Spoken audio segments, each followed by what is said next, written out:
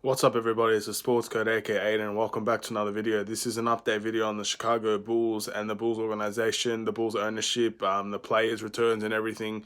There's a lot to talk about probably 2 weeks worth of news to catch up on. So let's get right into it, pretty much. So firstly, I want to talk about Zach Lavine. Zach Lavine had a bit of an outrage in the last couple of games, especially against OKC, saying they dropped 40, apparently screaming at the head coach. Now, it's been reported that none of this is true, but even if it was true, I think Zach Lavine has every right to be screaming at anybody he would damn pleases, because the guy's been carrying this team for probably 2 months, 2 odd months now, and he's getting no help and support of in his coach, the owners, the players. No one's really helping the guy. So even if he is frustrated, like, the guy deserves to be, honestly, because what can he say that he hasn't done to try and help this team? He's done nearly everything, man, and he should have been an all-star, and he wasn't. And now he's in a team of a bunch of G League players, pretty much. That's the rate that it is. We've got a few returns. We got Daniel Gafford back. We got Coby White helping out. But besides that, like, there's seriously nothing going on with this Chicago Bulls team, and it pisses me off, really, because I want to get into the owners now, because this is what pisses me off. Like, these owners have made a laughing stock out of us for, I would say, probably since the Derrick Rose trade, maybe even beyond that. That's how badly this ownership has been for that period of time, and it just needs to stop, because, like, I've seen all these rumors about the ownership looking to redesign and change things around, maybe hire some new people, but the problem is that the main people, Gar Forman, John Paxson, whatever they are, they're still there. They're just because they're in different roles doesn't mean that they're not existent, they're gone. They're not gone. They're still there. They're always going to be there. And that's going to be a problem that's going to be hanging around the Bulls until they actually just leave. And I don't see them leaving. I don't, just because they're in a different role, they're stepping down from the role that they have now into a different role, doesn't mean that they're not impacting the Bulls in any way. They are. And that's going to be a big problem for us. A very big problem. So all this talk about hiring a new GM, that's great. Look, hiring a new GM is probably what we all need, honestly. Just to switch things up is the ideal situation here. But come on, we need a change up of everything. Everything needs to be changed up. One GM is not going to fix the problems that the Bulls have. It's a temporary fix. It's short termism. It's everything that you think about, dreaming about. Yeah, okay, Gar Forman's not going to be in charge of scouting and operations and all that. Okay, but he's in charge of something else. He's always going to be there. So yeah, the Pacers GM, which is who we're linked to, we get the Pacers GM. Yeah, that fixes things for the short term, but there's just so much more things that need to be concentrated on. So yeah, the Bulls ownership, as far as redesigning and finding different things, different players, different people to fit roles. It's just all talk. It's all short term talk for no gain, really. Not even in the long term. No short term gain. This is why it has to stop. It's getting ridiculous. And Zach Lavine is probably the most positive thing that we've gotten from this ownership in a long time. And yeah, we had to give away Jimmy Butler to do it. And yeah, that trade might have worked out well, but, like, look what's happening now to our players. Our players can't stay healthy. Wendell Carter's still out. Larry Markkinen is regressing, and he's out. Larry Markkinen, rumors of leaving throughout the entire season, pretty much. That he would want to leave if things don't change. Our coach doesn't know what he's doing. Our Coby White is the only bench option we have, and he's still, for the life of me, why is he not starting already?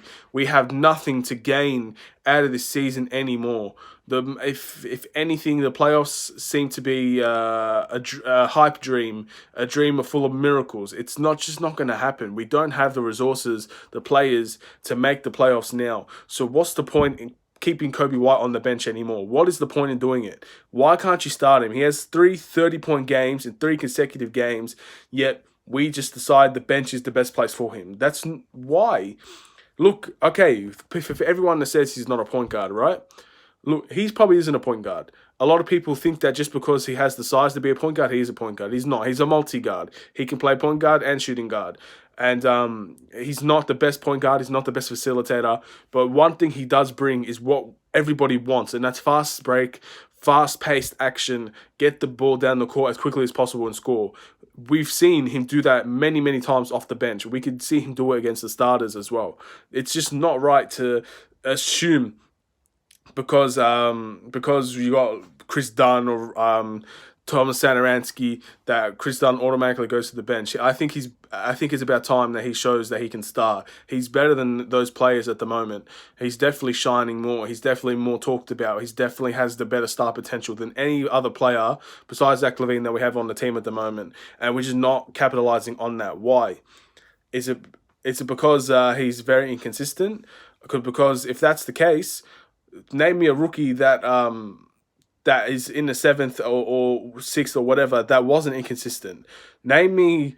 I can guarantee 75% of the rookies that come into the NBA are very inconsistent. They're developing into a league with different teams, with different age groups. You're versing experience. You're versing all these things that you've never really come across before in your life. NBA is a different monster to the college. It's a different monster to high school basketball.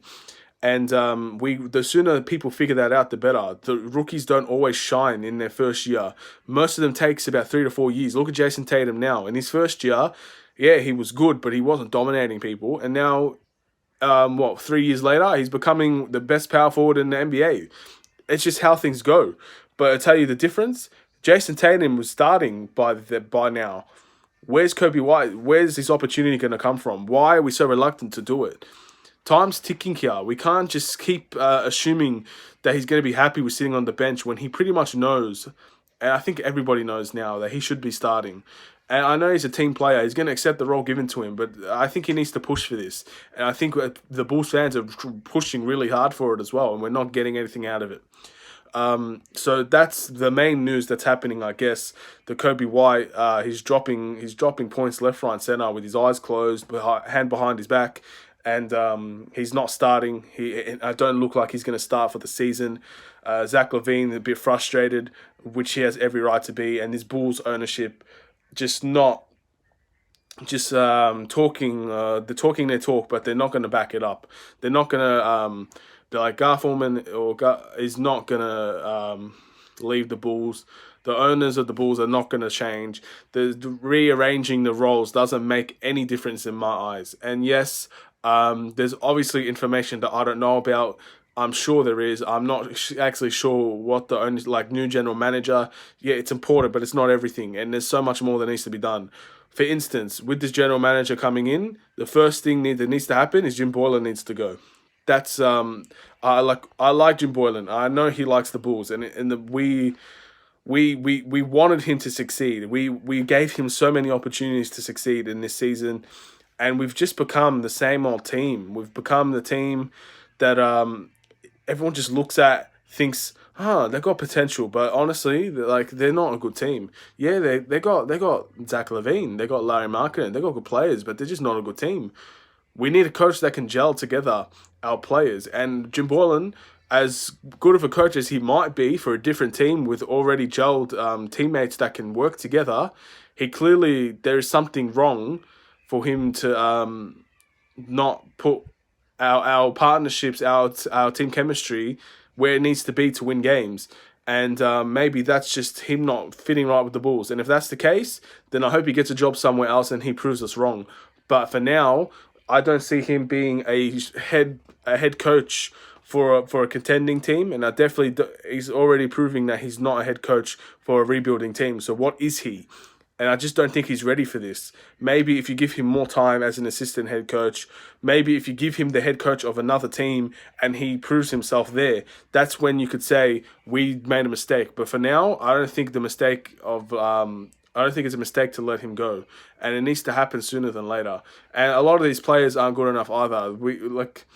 Our bench has been terrible. We need to make more recruitments off the bench, and maybe that's what we aim for with this next draft pick that we're going to get, because we're definitely in the lottery now. We're not going. We're not going to make the playoffs, so that's where we are for the lottery. And yeah, look, I'm sorry if this is a bit ranty or a bit rambling. Like, I'm not one to be super frustrated with sports. It's mainly gaming and stuff that gets me this pissed off. But seriously, things need to change, and I don't know what the avenue of change is, but this ownership, it's getting old now. Like, it's getting old. Every year we have the fire, we fire Gar, fire John, fire everybody, and nothing changes. So what's gonna make it? Like, is it just because of the All-Star game? People chanting fire both of them at the All-Star game on ESPN, on the Jump and everything. That's what's going to change it. If that's the case, that's really fickle, to be honest, because they should have changed it well before this. And just because now it's getting more mainstream media than it usually has, doesn't mean anything to me. I think what pisses me off the most is now you're getting former Bulls players, you're getting former NBA legends on these shows saying the Bulls are a laughing stock, and I hate when people say that, because it's true, but like, I hate when my team is the form of laughter for somebody else because of how bad we are. I hate that. That's not where we should be as an organization. We command so much respect and so much out of our players that, yeah, maybe the quality isn't there, but everything is not there. It's not just the players now, and we are the laughing stock of the NBA. If you think about it, we're definitely one of them. We're high up there with amongst others. Like, it's not good enough as an organization, and it really hurts when people say that. When people say, especially on these big shows, that the Bulls are the laughing stock of the NBA, and it's been happening for a while now, because it's true. But just having people confirm it, it hurts even more. And it's not just Bulls fans thinking this. Now everybody is like, I don't know. I hate that, and I hope it can change. Anyway, that's all for this video. This is a bit ranty, whatever. You got to do what you got to do, I guess. I had to make the Bulls ownership video. I don't know much about it, really, but still, more changes than the ownership needs to happen, and I don't think the ownership is even going to change that drastically for us to notice.